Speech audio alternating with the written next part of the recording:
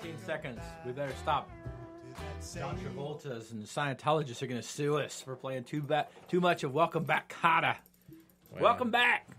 If they sue us, we might get a letter from Johnson Pope. They represent them, so. Oh, do they really? Yes. Yeah, that's interesting. I like to have a good conversation with them about that. I actually just watched the HBO special on Scientology. Who are we? What's that? Who are we? Oh, that's the billboards, right? No. Who are we? You didn't do our intro. Well, we are culturally damaged. I am Kris. This is Dan, and we've been off for 2 weeks, and we just dove right into it, man. Yeah, we're a little out of a little sync here, so. If you're watching or listening, we would like to welcome you. Thank you. We are here live at Micheal Cohen Studios. That was just raided by the FBI earlier today. I'm not sure, I'm not sure we're going to take Mr. Cohen's check. I'm not sure it's going to clear at this point. He might be he using paid that me money for other stuff. He paid me $30,000 Yeah. to keep my mouth shut. Yeah. So I'm not going to say much more about it. But welcome back. I was sick 2 weeks ago, and then Dan had an appointment somewhere last week. I was in Pasco County, so. Oh man, it must have almost been didn't make it out, but I'm here. What was going on in Pasco County, if you don't mind me asking? No, it was the West Pasco Bar Association CLE luncheon. So we stayed there, and a lot of discovery talk. So a lot of talk about a lot of stuff that I don't do anything regarding, but it was good because I got to spend some time talking to judges, our good friend Judge Campbell, Judge Stearns, and a few others up there, Judge Byrd, that we've gotten to know throughout the years. So.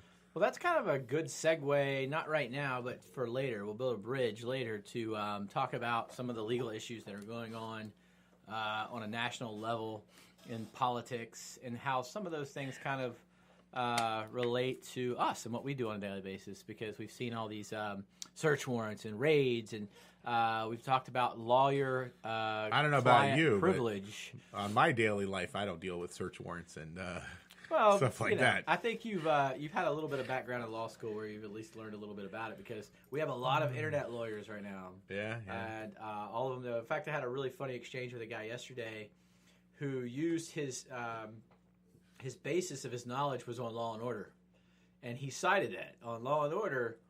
They just basically judges basically give prosecutors and law enforcement free reign to search anything they want, and they know that's how it happens in real life.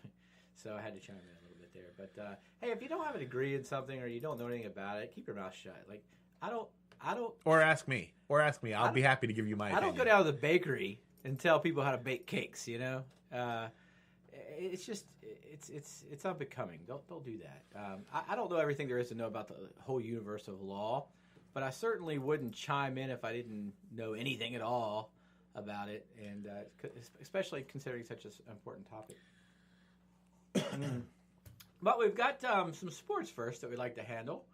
Not a whole lot going on in the sports world. We've talked a lot about the draft already. Well, I'm not sure that that's actually accurate. There's not a whole lot going on in the sports world that we care a whole lot about. Yeah, well, but you want to talk NBA playoffs? Well, I was going to say we have the NBA playoffs. We got the NHL playoffs starting, which we actually have an NHL team. No, absolutely. By all means, today is a special day in Tampa Bay. I would have to say, and the Rays are playing. Yay! How many wins are they up to? 3 and 9. 3 and 9. Is it 10? We are the Cleveland Indians of the South now. Actually, Cleveland Indians are pretty damn good right now. So that was a major league reference, but no, lots going on. This is a hockey town, believe it or not. Yeah, this is a hockey town. If you're listening to our show and you're not from Tampa Bay area, you'll be probably pretty surprised to know that this is actually a pretty big hockey town. People love their hockey. Probably more loyal fans in terms of hockey than any other sport. I mean, they sell out every night. I think they've had 150 or so sellouts in a row, so they've been really selling that place out. Yeah, you 40. Can't say that because you figure they have 82 games a year roughly, or so 81 or something like that. So it's about 40 home games a year. That's pretty impressive. So that means they've sold out at least 3 years, potentially 4 years in a row. So. Why do you think that is? Well, first of all, it's 16,000 fans, so it's a lot less fans than a baseball stadium. They probably average more than the Rays do. They probably do, but location is a plus. I think that's one of the big things that the Rays look at and say, look, the Lightning draw 16,000 fans a night, and they're in downtown Ybor, which is where we want to be, and it's a little bit more centrally located. So, but obviously the team has done well. You know, if this was a losing franchise, I'm not sure that we would have quite the same support. Out there, and so very good ownership. You know, very good. I mean, the organization itself does a lot in the community, and they've done a lot to attract people to become hockey fans. Because you know, when you go a couple of miles around the arena, how many kids are you watching playing hockey? You know, you're not seeing many, but in terms of baseball, kids are outside playing baseball. We have a large Latin community around here, which baseball is huge in. So you don't expect this to be a big hockey town, but man, have they taken to the Lightning, especially since the Stanley Cup championship. Well, and this year, you know, I was actually just driving on Sunset Point, or I think it's Sunset Point. Maybe not, but it's there's a firm. It's got this huge building. I think Mr. Bob Carroll owns the building, but they have a big old hockey or Go Bolts. Oh man, they're all over the place. Flag, but it's not. It's not just like it's a building size thing. Yeah, like we're talking like 30 feet across by 30 feet down or something. Well, so I was huge. driving through Tampa last week and I saw at least 5 of those. Yeah, which makes me think that the ownership is probably the ones that are paying for those. This, yes, or I would imagine subsidizing so. it. Yeah. But what a good idea, man! I mean, you're driving down I-4, you see 4 or 5 Go Bolt signs. You know, it just makes you feel like the community's behind the team. And I don't always feel that way about the Bucks, and I don't always feel that way about, especially the Rays.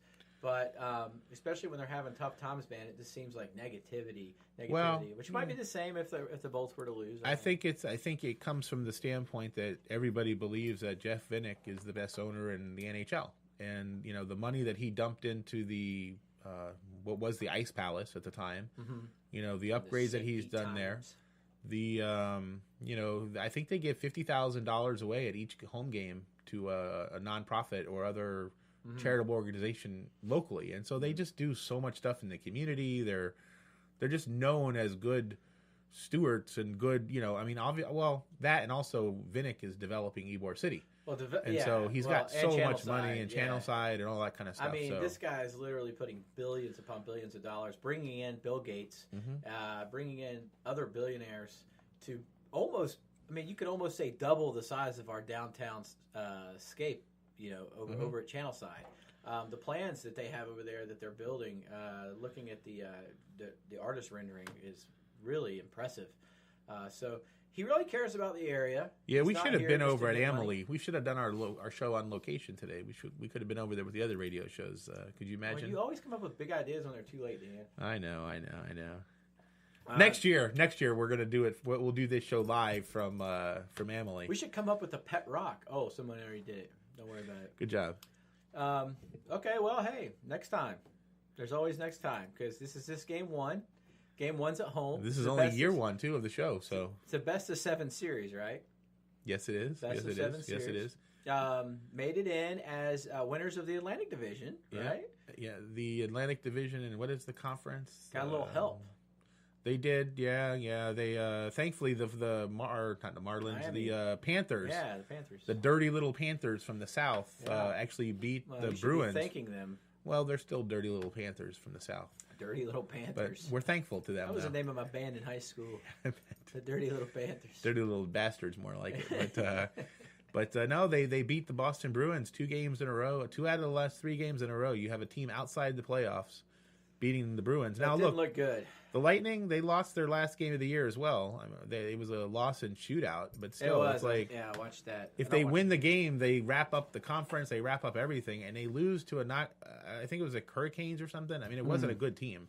It wasn't a shootout. It was overtime. But it was like 2 minutes in. Yeah. So, they got the point, but they should have had 2 points. Yeah. And so that's been the whole thing here, and you know, New Jersey, who they're playing tonight, swept the Bolts in the regular season. So yeah, that's kind of scary. The Devils are looking good late in the season. Yeah, their goalkeeper's been playing well. Vasilevsky's been... They always have good goalkeepers in Jersey. Well, what was the guy's name they used to have about 10 years ago? It was so good. Brodeur. Yeah. I think it was. So, but it's going to be a challenge. Hockey, No, I'm not a huge, but I try to follow the Lightning. I listen to their updates, but it's going to be rough. I mean, Vasilevsky had a good game against Boston. It was 4-0. They were 0-3 against Boston up until that game, so it was good that they got that. But of course, they got to face New Jersey first. You got to And beat New Jersey first, man. It wouldn't be unheard of to get beat in the first round. Nashville last year was an 8 seed, and Yeah. they made it to the Stanley Cup Finals. Yeah, they did. They damn near won. And anyone who says that the Bolts are going to win this, without a problem, look at Virginia. We just saw Virginia, the 16 seed, go down the first time. Yeah. There's a lot more parity. Luckily, they're in hockey. playing in a series, so you get a better understanding of the difference in talent level from the teams, which they don't do in basketball, at least in college basketball. But speaking of basketball series, the NBA is starting this weekend. The what? The NBA, National Basketball Association. They are starting their playoffs. That league's still around? I enjoy watching it. I think it's good. I think you got a couple of really good teams out west. A good matchup in the first round out west. You got San Antonio and Golden State. San Antonio, there for about a month ago, there was talk that they probably wouldn't make the playoffs. Now, San Antonio, I think, holds a 23, 24 years, somebody correct me if I'm wrong, years in a row that they've made the playoffs, which is the longest in NBA history, I believe. So if they wouldn't have made it this year, that streak would have broken. But they did get in, not as an 8 seed, but as a 7 seed. So they're playing the second place team in the West, which is Golden State. First place being Houston, Mike D'Antoni's team. But now Golden State's got some injuries, though, don't they? They did have a few. I believe they're probably healthy, at least going. I think they're healthy-ish, though. But that's that's the whole thing, because a lot of people this season kind of said, well, what's the point of watching the NBA basketball season? Because it's going to come down to Golden State and it's going to come down to Cleveland again. No, and, of course, that was the preseason. That was the preseason talk. Yeah, you couldn't beat Golden State because of so much talent. Yeah, no, I agree. But I do think that the emergence of the Rockets, and I don't know if you remember this, but I told you last year, watch out for the Rockets, watch out for the Rockets, watch out for the Rockets, because they're playing. I don't remember what people told me yesterday. I'm sorry. I did. I remember where I was when I told you that. You, me, Quentin, I probably went. We're sitting at Abe's, and I said, "Watch out for the Rockets." But they didn't really do it. They didn't make a whole lot of noise last year. They did pretty well in the playoffs, but they were outgunned.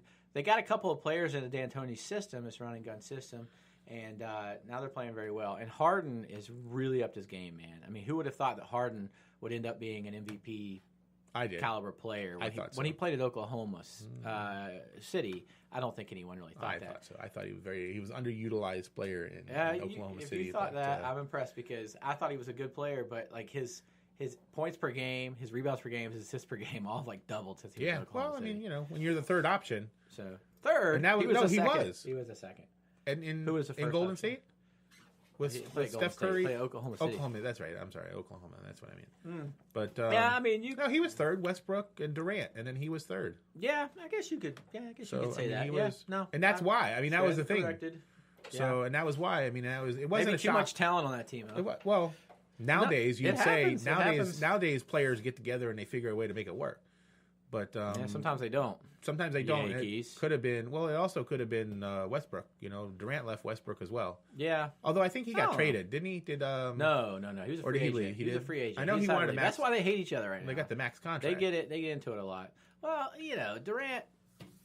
Durant went to a team that just won the world championship.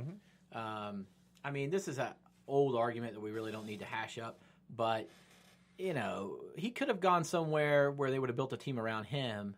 Instead, he goes to a team that's already been built to win championships, and then just makes them even better, making it tougher on LeBron. But if you look at LeBron's numbers, sorry for LeBron. If you look at LeBron's numbers, everyone's talking about James Harden winning the MVP this year. But if you look at their numbers beside each other, LeBron James has better numbers than James Harden this year. They don't have as many wins. They're a 4th seed in the East, but he also doesn't have the help. Well, a lot of people say that James Harden didn't have that much help either. I don't agree with that. They play well. He's got Chris Paul. He's a pretty damn good point guard. And then they've got a lot of role players, man. If you look back at the old 80s teams from the Celtics and the Lakers, they had a bunch of people like Byron Scott, James Worthy. I mean, these guys might have been all-stars from time to time, but they were mostly role players. You couldn't build a team around them. Those guys would have been all-stars on my team. Well, yeah. These guys would have been all-stars if they played for the Rays. Hey, man, you got to know your role. Like Chris Archer is our ace. He ain't an ace on anybody else's team. He's a good pitcher, but probably not an ace. Yeah, I agree with that. Not an ace. Not an ace kind of guy. He's our ace. Unfortunately, but that's unfortunately that's where we are right now. Our franchise is sort of a dumpster fire right now. With the article that you'd mentioned earlier on the You're a little in the more Wall mean Street about Journal. it than I am, but It's not pretty. I mean, can you explain the pitching situation, the lack of starters, and all well, that?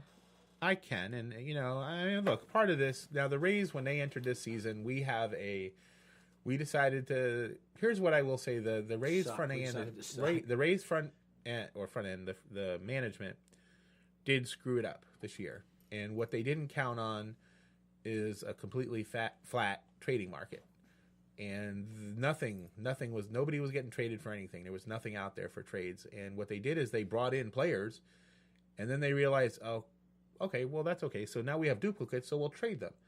We'll trade the other people we had. Well, they can't trade them for anything of value, so we ended up getting rid of Jeremy Hellickson for pretty much peanuts. Now, at the time, we didn't realize that 3 of the 5, people that we were planning to start pitching this year were going to need Tommy John surgery.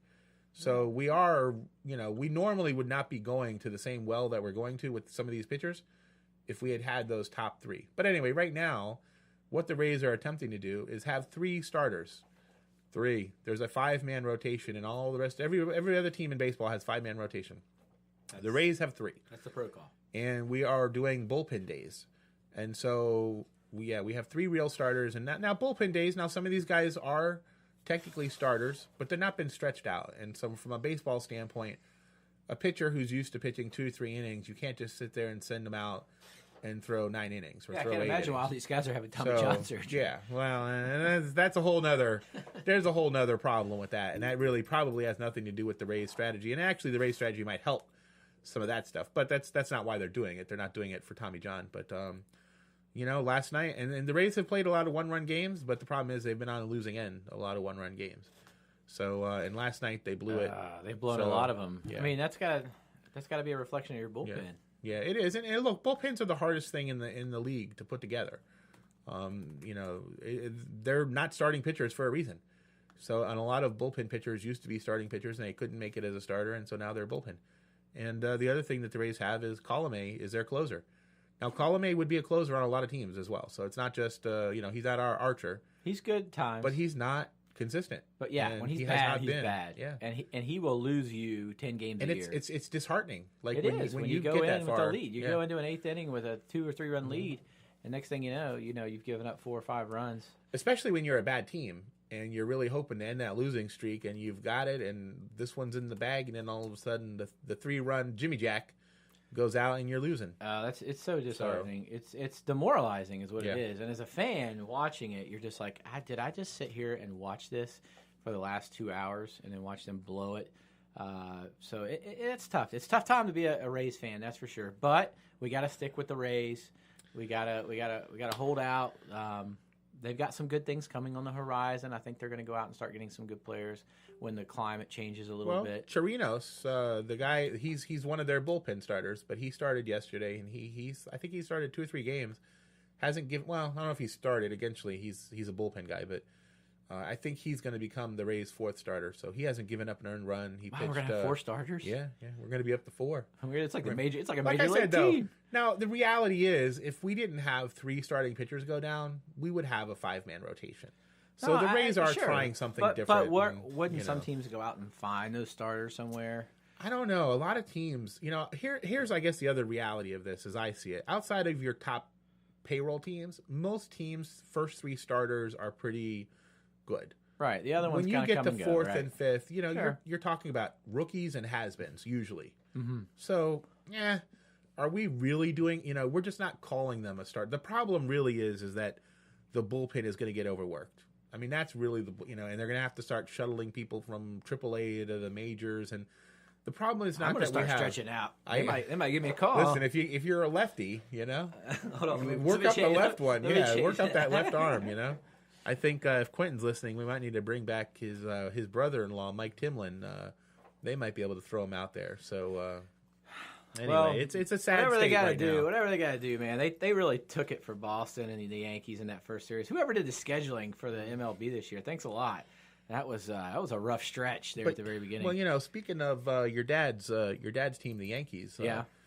I hate to always harp on the Yankee fans, but they some of them have some real class when their boy, big boy Stanton, struck out 5 times against the Rays, and they started booing him. Like it's like his 4th game of the season, 5th game of the season. It's New York, man. What are you gonna say? What are you gonna say? Like, it's New York. He's like one of like the best 2 or 3 players in baseball, and the guy strikes out. He and can't they boo him. hit a curveball, man. And he hit 50 home runs last year. He did, and they were all fastballs. Yes. Every one of those fastballs. He's like the guy in Major League. This is another Major League reference, but he needs Joe Boo. He needs Joe Boo. He really can't. I had hit a that curveball. little troll up front, that little pink-haired troll in my desk. Well, send it up there to him, man. But I did see last night when they got into a fight with Boston. Did you see that? The guy charged him out. Nonsense. There's been a lot of good fights this year so far, though. It makes it a lot more fun for me to watch, at least. But the guy charged him out, and Judge actually. Oh no one ever really gets hit. They're running full speed at each other. Like there's no chance of them landing. They jostle. It's like they jostle around. I like when they throw their glove. They throw their glove at him. So there at 3 times during one episode that I saw last night, there were players throwing their gloves at each other, and I thought, well, what a bunch of pansies! It's like when the bullpen. Go punch somebody. You see the bullpen pitchers come out of the bullpen, and they take throw their their little. They just jog out. They're like, oh guys, we got to put down our candy bars and coffee. Quit doing our dances over here. There's a brouhaha going on in the mound. Let's get out there. Yeah, it might be the only time you see the field for a while. Yeah, let's pretend we want to get involved in this fight. Well, it's good to see the Yankees and the Red Sox hate each other some more. But the Yankees are not doing that great. They're not. I mean, it's a long season. It's nice to see. But as soon as their bats get hot, I mean, their pitching is a little questionable. Yeah. The Red Sox are the class. The Red Sox are the class of the pitching rotation for sure, and the bullpen. But the Yankees bats, man, if they get hot, look out. They do. They can. Now, I mean, look, the Red Sox. I look at the Red Sox. Their pitching is way better than anybody else's. Yeah, they have their spending cap. Well, yeah, it is, and they have 3 Cy Young Award. There's 3 Cy Young Award winners on that team. I mean, how could they not win? It's like if you can hit a couple of runs a game, you're gonna win. But that's probably why the fans in New York are so pissed off right now because they feel like how can we be below 500? Well, they might actually get some fans now outside of New York that actually root for them because they're an actual baseball team now, and they have to build chemistry. The Yankees?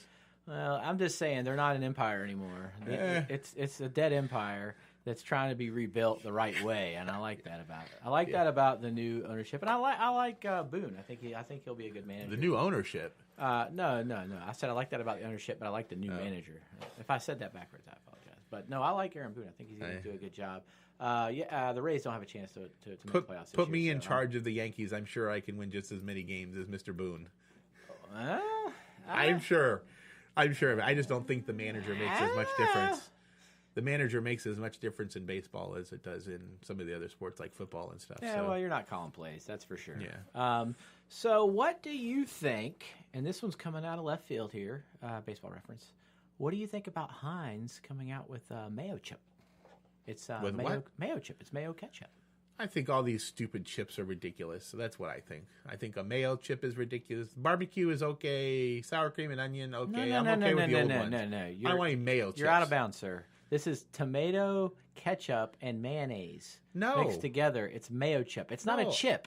It's a sauce. A sauce? It's a dipping sauce. You put ketchup and mayonnaise together. No, because it's not Hellman's mayonnaise. It's not. It's Heinz. It's way better than Hellman's mayonnaise. No, Heinz doesn't even. This is the first time Heinz has ever even made mayonnaise. Hellman's has been making mayonnaise for like 500 years. I was talking ketchup. If you're talking ketchup, you got to go Heinz. I agree, ketchup, but this is not mayo. Hellman, you go Dukes. You go Dukes if you go mayonnaise.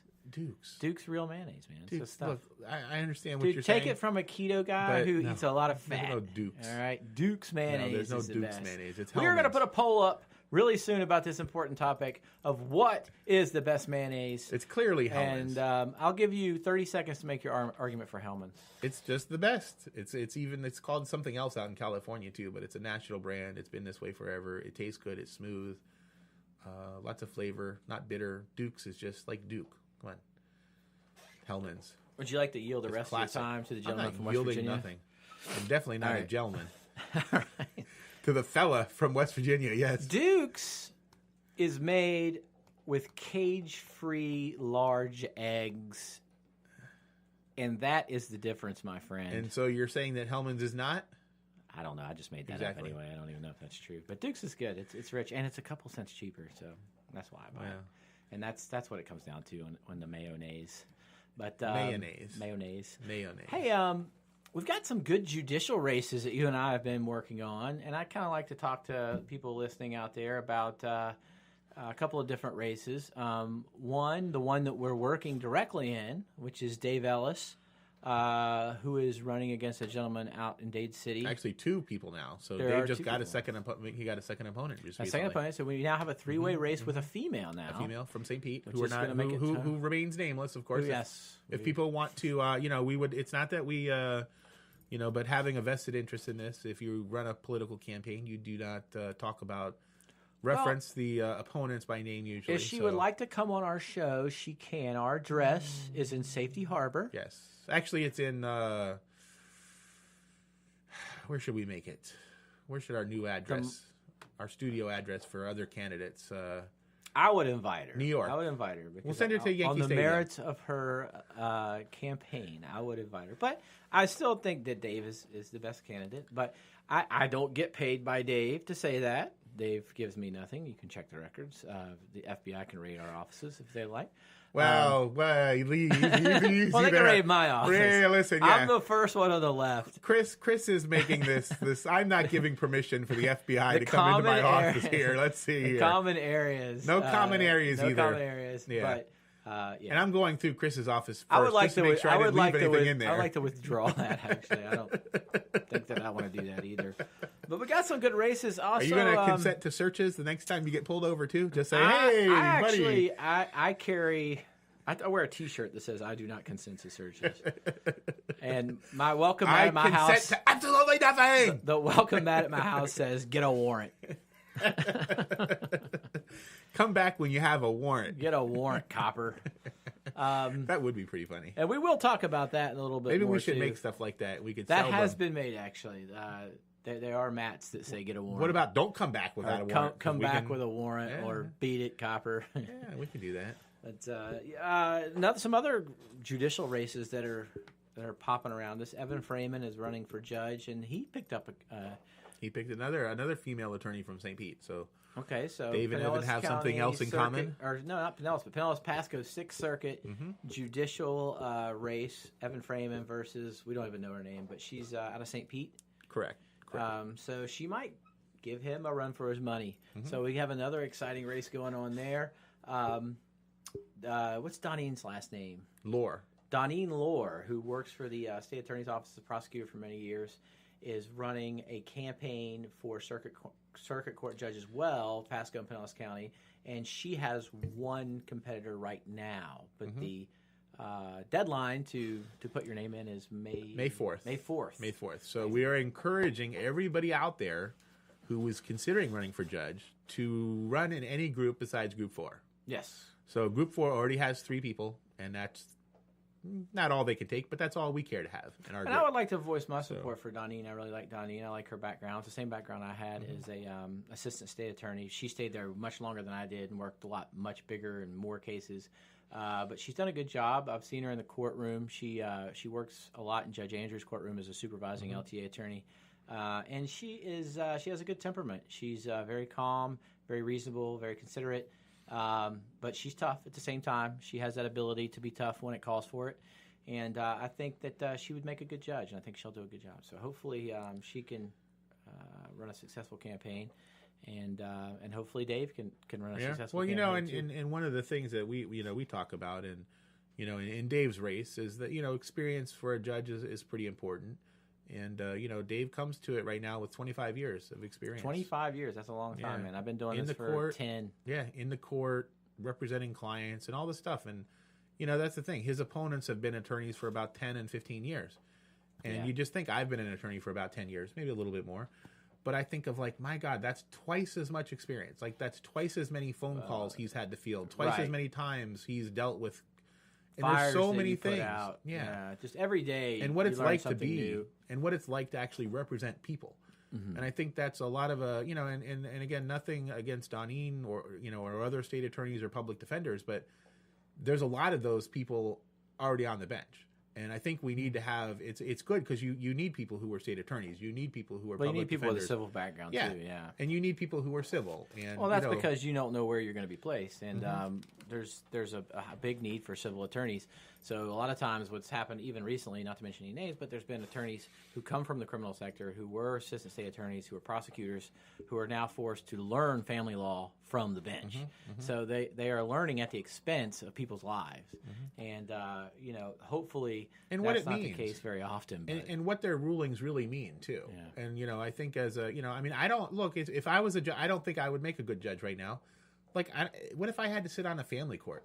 Like, I've never had kids. I've never dealt with a lot of these issues. And a lot of times you're dealing, if you're on family court, your ruling may tear apart families.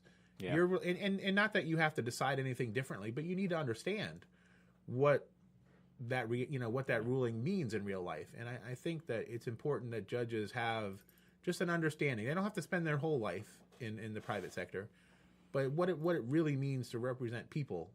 Because that's who judges decisions. In any especially business, in our court, any business that you work in order to get to that management level, you need to have experience in all the levels that are going to be working under you, right? So when I worked at a restaurant, in order to be a manager, it was important that I had experience in the front of the house. I experienced in the back of the house. I experienced on the grill. I experienced on the fryers, saute. Even the dishes, so that you've seen. Did you have to clean the bathrooms? You've done, yeah, absolutely, and you've done every job that you're going to have somebody working under you do, and I think it is important. And so, not necessarily that attorneys are working under a judge because they're not, but it is kind of the same situation in that, how am I going to sit here and tell you how to do your job? Or judge you enjoying your job when I've never done your job. I've never done that. I've never been on that side. And it's so frustrating when you're trying to litigate with a judge who does not know how to litigate. They don't know the basics of litigation. And it really makes your job pointless, and it's a waste of taxpayers' money, to be frank. And the other side of it is, we think about, we go in and we represent what we feel is right, and, we win or lose. But that's the reality is in a hearing or trial or something, one party is going to win, one party is going to lose.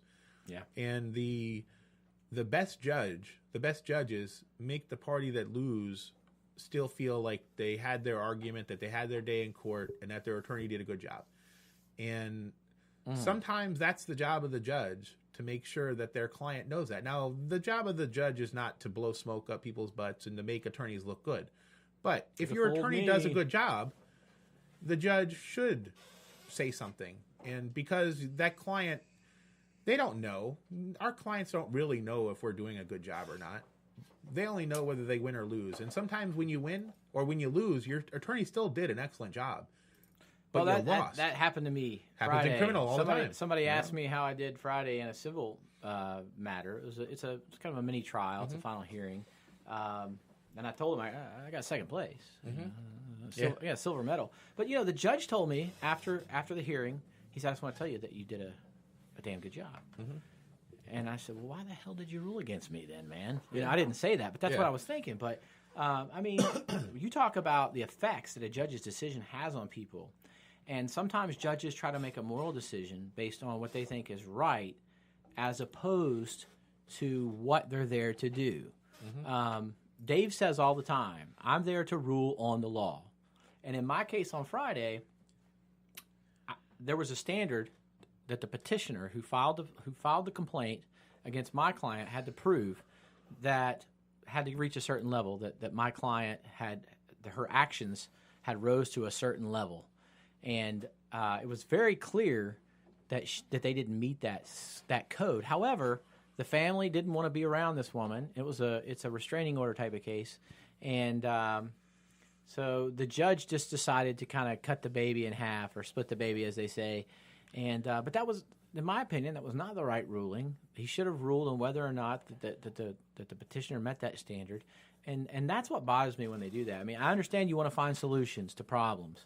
But when you're trying to get from point A to point B by going over here to D and E, no, you can't do that. You got to follow what legislature meant to follow. Because when you start taking rights away from people and you start limiting their freedom, that's a very important thing. And, you just moved out of frame for a second. That's all. You're okay. It's terribly frustrating to be in that situation.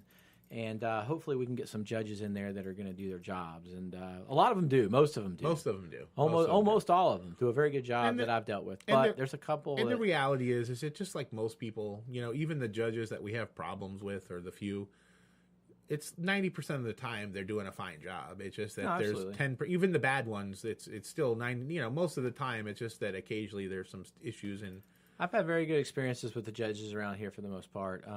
Now, when I went up to Pasco County, it's been a little different. Worked up there for years anyway. But the judges here seem to be very reasonable, good temperament.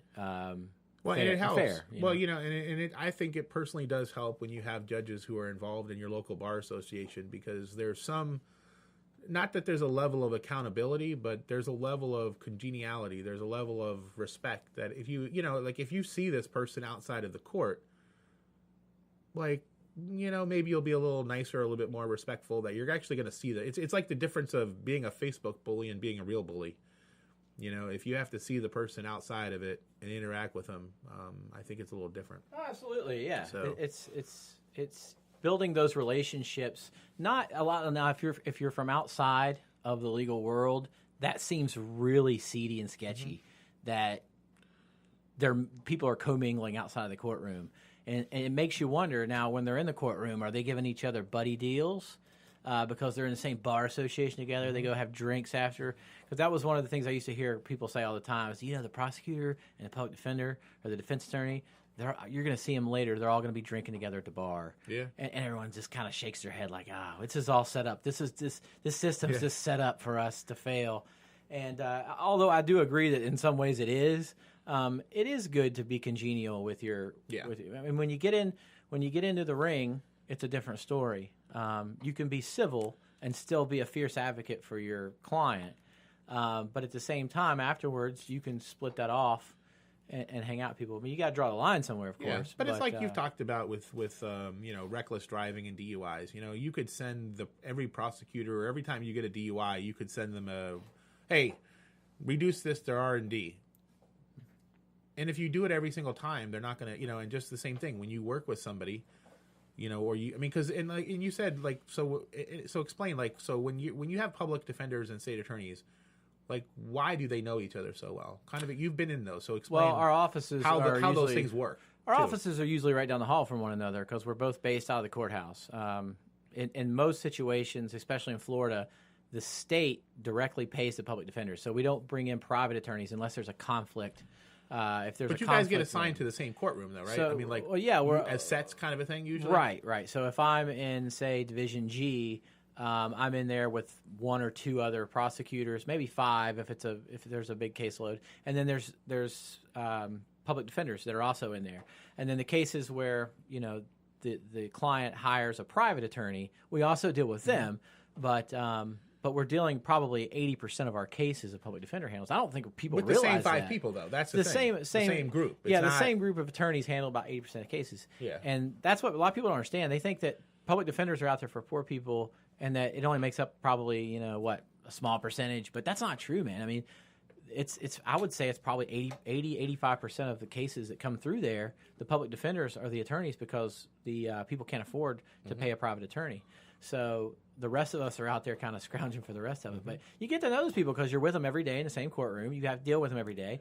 I don't want to cross your path over something that's, petty. If I've got to ask you for a favor the very next day, So I always try to be congenial. In fact, I'm still friends with a lot of the attorneys that I went against when I was there because you really build no friendship like you do when you're in battle with somebody. You understand, what they're going to do, what they're thinking. Well, and the professional courtesies that you give to someone, and it's not, you're not doing your client a disfavor because look, every attorney is an officer of the court. We all have a duty of ethics. We all have a duty of disclosure. We all have these duties to each other. Obviously in a trial and different things, there's things you don't disclose, but there's certain things that we have a duty to be respectful. We have a duty of these things to each other as attorneys, and not doing them is actually So there are people who want their attorney just to be a bastard. But don't get me wrong, I will snap your neck if we're in trial together, Yeah. and we have to battle it out. I'll do everything I can to outmaneuver you for my client. everything But it's not a within the personal ethical thing. Laws. But it's never a personal thing until someone makes it a personal thing. Now, there are attorneys out there who do some underhanded things that, for instance, I have an attorney right now who I won't deal with unless it's typed. You write me a letter, you send me an email, because if I talk to you over the phone, you're going to misinterpret what I said. You're going to say I said something different. So we have to correspond in writing just because this person can't be completely honest. So, you get a couple of those every now and then. But for the most part, I've noticed in criminal law, it's not that way. In criminal law, it's almost very civil compared to civil law. And when you deal with people in civil law, family law, any of that type of litigation that concerns a lot of money, oh man. Well, think of it though. Money makes people do some crazy things. Now those civil attorneys see each other, but they don't see each other nearly as much as like what you were talking about. No, because you're just not in court as often. You see each other all the time. Yeah, you don't have to go to court as often. So yeah, I mean they deal with each other in depositions and stuff. But man, these guys, they get ugly in depositions, and they get piles of paperwork and all that kind of stuff. And you got to realize when they're doing depositions, there's no attorney present. Yeah. Or excuse me, there's no judge present. Yeah. So. There's nobody there to tame them. So sometimes I've heard about those. It's like there's no parent in the room and things. And one side's always saying, "I'm going to tell the judge. How about I call the judge?" And if you start calling the judge every 5 minutes, they're going to tell both of you just to go in the room and shut the door and be quiet for the rest of the week. Do I have to come in there? Yeah, don't make me come in there. And actually, that was it was kind of funny at that Pasco thing they were talking about, kind of what you actually talked about too, with that we may be friends. And when I say friends with a judge, I don't mean friends like we go out for drinks or we go out to a movie or something. Just friends being when we see each other somewhere, you say hello, you shake hands, and maybe you get a hug. Yeah, I try to avoid them, but careful with that. I try to avoid that with everybody. Yeah. But still, just to have that level. But anyway, what they said though is you should not walk into the hearing room or to a courtroom and say, "Hey, judge, it was great seeing you at the oyster roast last night. How was your wife? Did your wife make it home okay?" Yeah, it's just tacky. It's tacky and it's unethical, and it makes everybody look bad. Yeah, it makes everybody look bad. There's a couple of attorneys here in town that they get up on the stand. You usually have about 30 or 40 attorneys that are sitting there waiting, and we have a list, and we go through that list. So sometimes we're in there for 2 or 3 hours. So when people come up to the podium to get their cases handled, you want to do bam, bam, bam.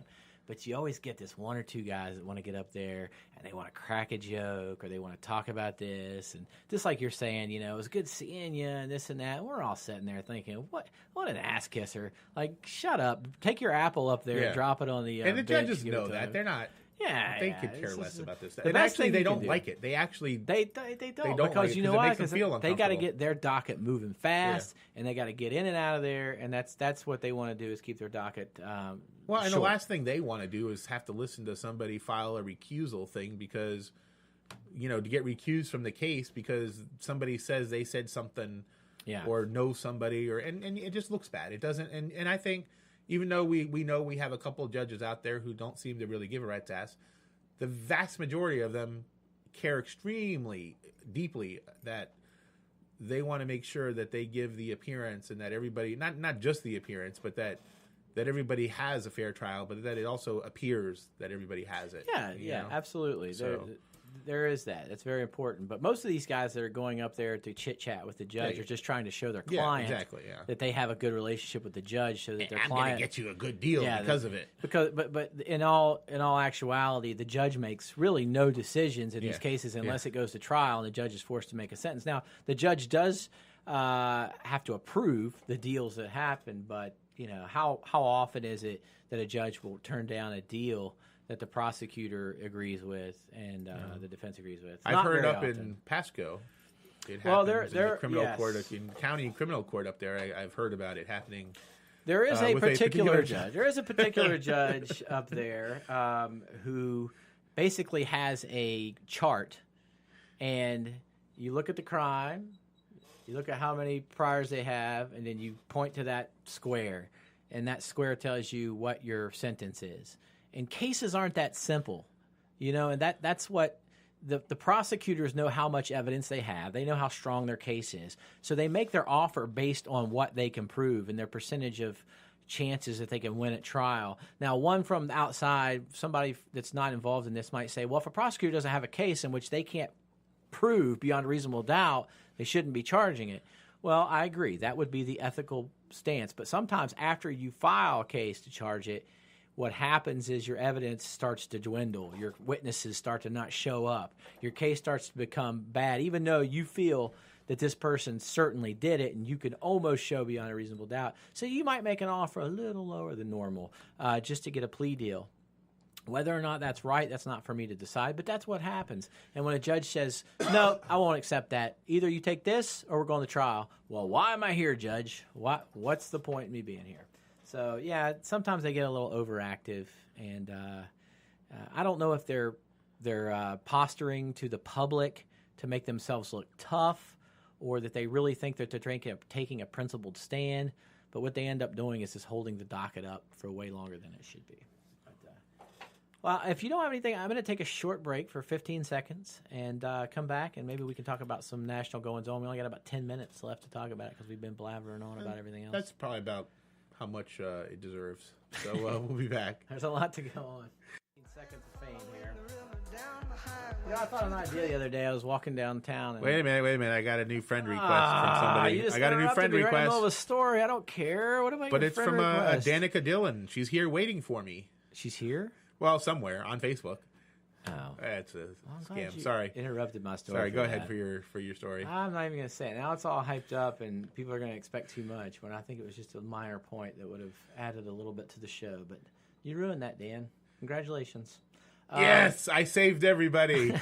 Yeah, for my dad joke. Yeah, it was going to be a pretty rotten dad joke, but.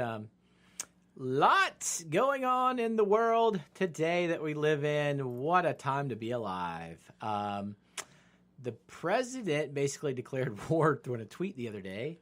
I don't know if you have the tweet in front of you. I know you read them unstoppably. I am obsessed with the president's Twitter account. Unrelentingly.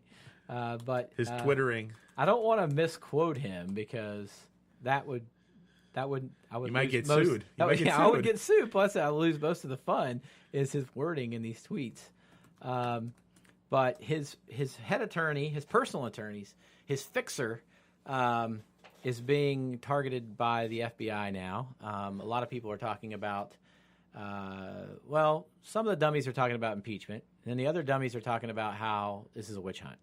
And let me explain to you why I think these people on both sides are kind of dumb. Because you and I both know what it takes to impeach a president, and I think you recently did a published article that was in the Clearwater Bar, the res ipsa loquitur, the res ipsa. I haven't said that since law school. Yeah, I can't say it. But you did a piece, and I think that it could shed some light on people to know what it takes to impeach a sitting president, and that has never been done. I didn't know. A president's never been convicted. Convicted. That's true. I think we've had 3 presidents that have actually been impeached, which would be the articles of impeachment. Or two presidents have been impeached. Johnson and Clinton. And Nixon. Clinton. No, that's Clinton. Nixon. Oh, that's right. Nixon That's right. That was my Nixon, thing. Nixon Nixon never resigned. got. He resigned. Right. And so, but that was the thing, and so that you do have to the first part. Let's see here. I should have reread my stuff here, but the House of Representatives are the ones who will do the actual impeachment, and then the Senate will do the actual conviction part of it. So it'll be a trial. Articles, yeah. So the essentially the House would be the grand jury. They're the ones who are going to bring the charges against the articles of impeachment, which are essentially a charging document, and then it's the Senate's job to actually hold this trial, right? Which is really, really. Really difficult, and I think they need 2/3. The Senate needs the Senate needs 2/3. Which is a pretty high darn standard. It is. That's 75 votes. Yeah. Or no, that's 67 votes. Yeah. 67 votes. So right now, I mean, you're looking at a Senate who would serve as a jury. Mm-hmm. You would probably have you would have the Chief Justice John Roberts presiding over a trial. The president would lawyer up. And we'd have a full trial with 100 jurors. Yeah, would be sitting there. Could you imagine that jury box of a bunch of? Oh God, we think senators. We have cluster Fs. Imagine being sequestered with those guys and gals. So the leaks that would come out of that jury, huh? Oh yeah. But I mean, you have hundreds and hundreds upon House members. You only need 50% plus one. But right now, the Republicans hold a majority in both houses. Now, if you say, you got a couple here, a couple there, like Republicans who may go against the president, that's probably would happen. But do you have enough to get to 50 plus 1? Well, maybe you do. I mean, I don't think you do. But say the president does something like crazier than normal, which I don't even know what that is. But say the president does something crazier than normal, and the Republicans turn their back on him, and they impeach him. Okay? That's not it, right? We hear the term impeachment, and we think that the president's gone. No, to oust the sitting president, he has to be impeached and then convicted of either treason, high misdemeanor, or high crimes and misdemeanors, and then there's one more, bribery. Bribery. And there's many people that think that high crimes and misdemeanors basically you broke the law. Yeah. But there's no definition of that. No. So if the House decides to do it, they'll do it if they want to do it, just like they did with Clinton. And really, and that thing, like misdemeanor, just essentially means misdeeds. But yes. essentially those misdeeds obviously have much different than the meaning that we use today, which means low crimes. Yeah. Because otherwise, high crimes and misdemeanors would be an oxymoron, correct? Because it'd be like felonies and misdemeanors. So, I don't necessarily think that it's going to happen in the House. But even if it does happen in the House, are 67 senators going to vote after a trial to convict the president and give us President Mike Pence? I just don't think that's how it happened. Even if you have a Democratic majority and we go, say, after this midterm, it's just a shellacking, similar to what happened in 2010, and the Democrats take over both houses. Now, at that point, even you still need 67 votes. And the Democrats aren't going to get 67 senators. All right, so now say they get 5 or 6 or even 10 Republicans on board to convict. All the backroom deals that are going to start happening between the two parties about, hey, I know you were going to vote to convict the president, but don't you need that big bridge over in your state that we could probably help you out with? The level of and it's one thing to say you're going to do a lot of stuff. It's a whole other thing to actually pull the trigger. And we'd actually have to see who's really, a lot of people will run out in the media, impeach the president, he's done wrong, it's a whole other thing to actually push your button or put your fingerprint on something that says, and this is, not that, look, if it has to be done, it has to be done. Sure, it's there in case we need it. And I think that... but do you want to be a part of the first group that's ever impeached a president? It better be serious, not just political crap that... Absolutely. They talk about usually. Absolutely.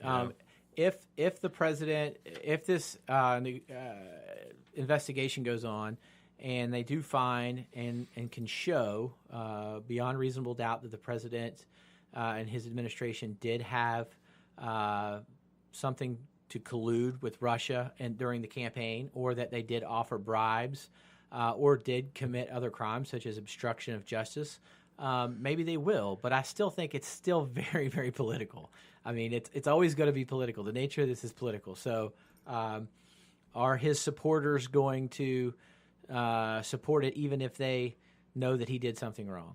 So the president's got everything behind him here. I don't think that it's going to happen, but the closest thing that we've ever come to it, because it's never happened, the closest thing that's ever come to it is probably...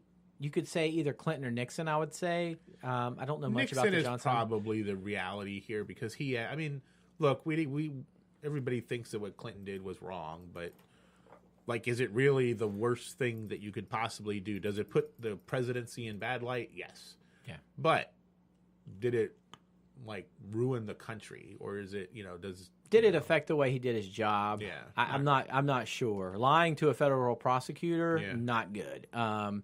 But, I do agree with what you're saying. But I do also believe that it was wrong, and I believe that the guy has no moral backbone whatsoever. And I think that what he did while he was in office was disgraceful. I think he was a good president in terms of the political judgment of history. But, I think it was wrong. Kind of like the current president, But what was Nixon? Yeah.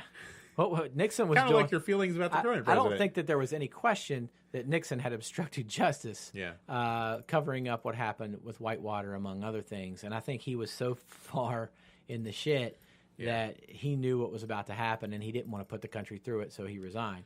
And I think that's what the hope is. If this shit gets so thick and heavy and deep right now that the president may someday either say, I quit, or I'm not running for a second term. Yeah. And if he says he's not running for a second term, I think people would just let it die down because he's a lame duck, and he's not going to be able to get much done at that point. It'll be difficult for him to run, but I was thinking about we talk about the president, our current president, being a little absurd with some things and different things like that, and whether he's going to tariffs and whether he's going to bomb somebody and all that kind of stuff. But I was starting to think about this a little bit more. Most people would have said of Barack Obama, all right, he'll say this, but you kind of know he's never going to drop the bomb. He's never going to actually use the nuclear option. He's never going to do whatever, right? With Trump, not so sure. So, Well, but from a anything. negotiation standpoint, it's hard to negotiate. It's hard to call his bluff because he might be that crazy to actually follow through with some of the things that he said. Well, the tariffs is a great example of what you're talking about. He Yeah. said several times he was going to do the tariffs.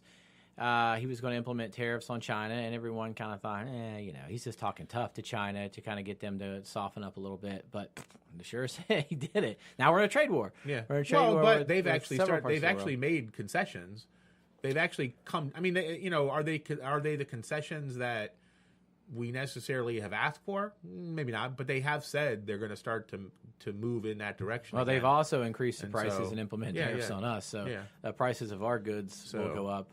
But in the end, you just never know. But I'm just saying. Is it worth the risk? know. That's the question I think Yeah. that you got to ask when it comes to the tariffs. Is it worth the risk? I know short term it might Only be good time for will tell, American jobs, but if people aren't buying our steel overseas, or anything that we make here, well, let's be honest, we don't make that much. Not as much anymore. We buy stuff, and everything's made in China where the labor costs are cheaper, and but I don't want to get too far away from it. But my point being that I don't bet on impeachment happening, and even if it is impeachment, it doesn't mean he's going to be removed from office. So don't count on that. Now the other side of the story, and we've only got a couple of minutes, is that the president is a victim of a witch hunt. I can tell you right now, getting a search warrant is not easy. It is not. In order to get a search warrant, law enforcement has to fill out a sworn affidavit that says that they have a certain amount of evidence that a crime has been committed by the person who is the suspect.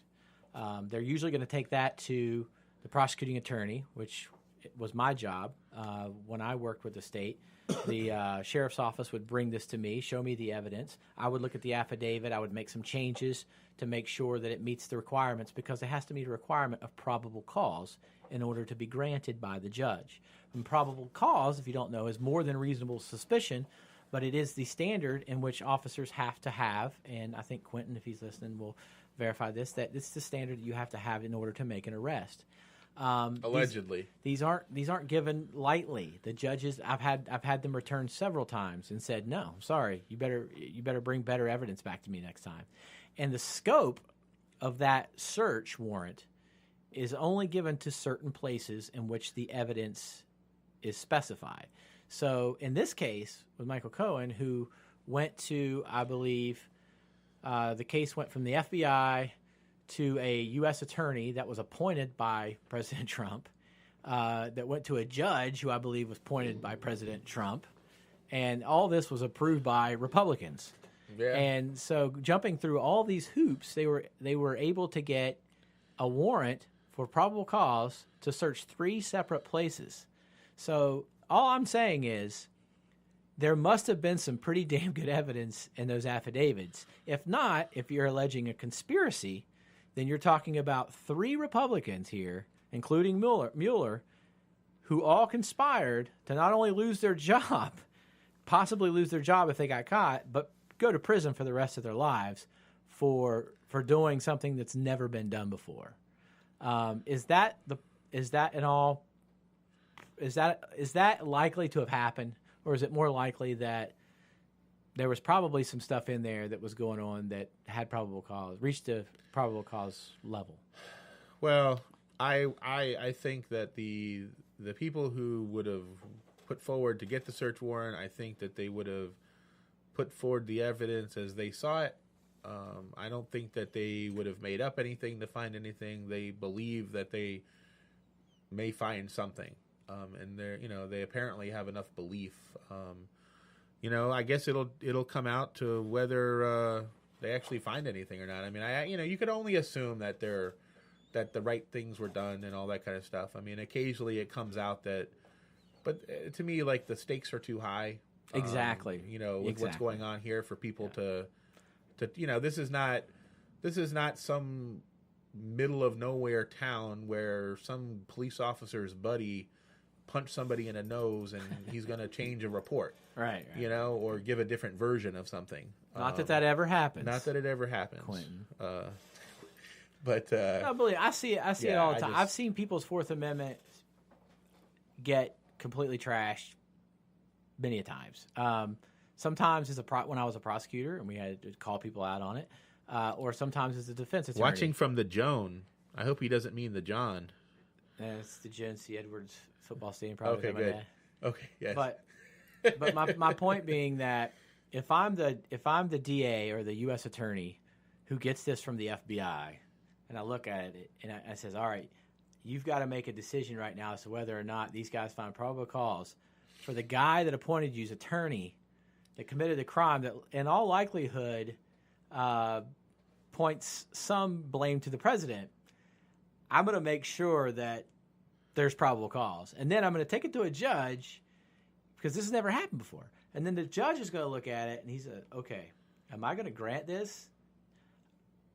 They better have crossed their T's and dotted every I because this warrant is going to be scrutinized more than any warrant in the history of this country. And if it doesn't meet the standard of probable cause, then all the evidence that was found during those raids will be fruit of the poisonous tree and everything will be thrown out. Well, that to me is probably the more that would ruin whatever. Although people would say, look, if you're in the court of public opinion, that the damage is already done. But but the other we have a question here. So where does attorney-client privilege come into play? Well, the point you probably heard this on TV a lot is that attorney-client privilege. I don't watch MSNBC. Sorry, it's been on every channel a lot lately because they're talking a lot about it because the president tweeted that attorney-client privilege is dead. Well, guess what? If I'm a mobster and I'm telling my attorney to go and do this, and this in order to advance my criminal behavior, and the attorney knows exactly what he's doing, then that privilege is then denied.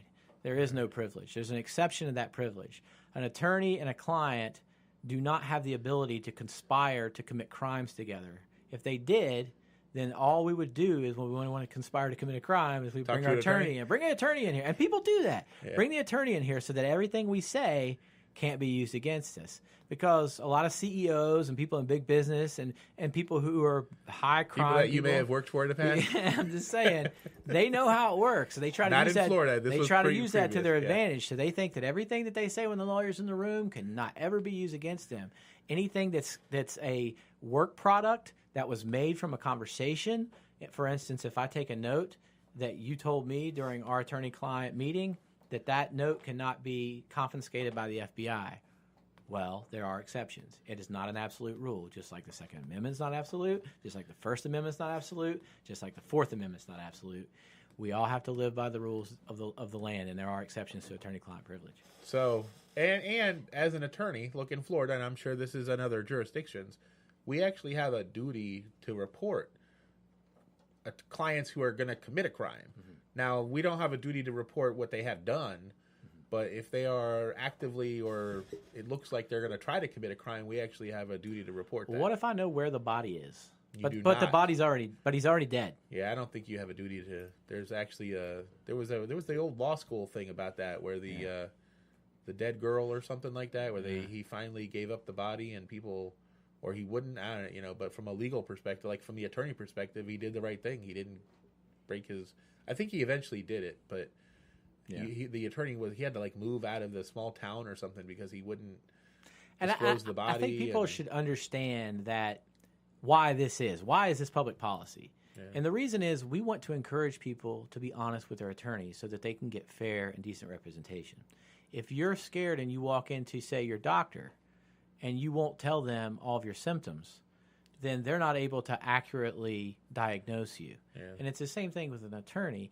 I can't accurately help you and defend you if I don't know what all happened. But if someone's at risk of getting hurt or you're about to commit a crime against society, then that has to be reported, like you just said. And I will say, if by the way, if you happen to be in a hospital or something, and you might need to go to a nursing home, don't talk about any mental illness with your doctor, because then they're going to put a little red flag on your file, and it's hard to find a nursing home if you also have mental illness. Have you seen the Seinfeld about the record? Yes, once you get red flag? That is, it's totally true in the nursing home world. Listen, if you get a combative, yeah, that's the word. Wait, let me see that. What's that say? What's that say? Listen, let me see that file. That you will never get rid of it, and it becomes hard to find a place for a nursing home. That's good advice coming from somebody who would know what they're talking about. That's for sure. Yes. So usually you want to be honest with your doctors and medical professionals, but that's one of them. Let's leave the when you're Daddy had a problem. When you're dealing with your attorney, tell them everything. If you accept, now there's always exceptions. Now I encourage you to tell everything, but if you're about to commit a crime, don't tell them. Well, if you're in the process of committing a crime, don't tell them, because they have a duty to report that to the bar and to the police. Well, I'm not so sure we should say not to tell them, but just know what's going to happen if you do tell them. Understand the circumstances. I would, as attorney-client privilege I would is not prefer absolute. that you tell the attorney so he turns you in. Well, but I would tell you as a defense attorney, I don't want to know about it. I'd rather not know. I do. That does come up occasionally when when I'm doing Medicaid planning, because there's a 5-year look back, and if I just like we can't do stuff on our client's behalf that they can't do, and so if we submit a Medicaid application and we know that they gifted $100,000 3 years ago, I can't not put that in. So there are times when I say, look, if you see another attorney in the future, you might want to forget what happened, or you may not, remember what happened 3 years ago, because once you tell the attorney that you did that 3 years ago, they can't help you file a Medicaid application without disclosing that. So that's interesting, and that's good advice to know. And I think we should talk a little bit more about these helpful things on the show instead of sometimes us blabbering about the Rays. And it's fun for us, cathartic, but maybe we could actually help some people out there who might want some legal help. But we've about wrapped up our time, unless you have something else that you'd like to mention. I always have plenty of stuff I'd like to talk about, but it's been 2 weeks, and we're over an hour, and people hour and 10 have minutes. Better stuff to do with their lives, I'm sure. Yeah, I want to say hi to my dad, who's at Jones Seaver Stadium watching practice, Marshall spring practice. Not the John, like I thought maybe it was a typo. He's not calling from nervous. the John. He's calling from the Joan. He might be on the John at the Joan. But my dad's such a big fan. He goes to practice during the spring and the summer to watch the guys, so he can give me the updates on all the players and the progress they're making. So thanks, Dad, for listening. I appreciate it, and go Herd. And, thank you, Mr. Parker. From the John. All right, well, we'll be back next week. I think we're good to be here next week at 3:30 ish, and we'll talk a little bit more about what's going on in the world. Maybe hopefully the Rays will win more than 2 games. Maybe they'll win the 4th game. And when's this draft going to happen? For God's sake, we've been talking about the draft since the end of the season. So maybe we'll do a mock draft or something for the first 10 picks or something next week. We'll have something fun in store for you. But have a good week, and be safe out there. Seacrest out. Peace out. I don't know. I had to say something. It sounded cool. He's not cool. And he's taking a long time to find the music.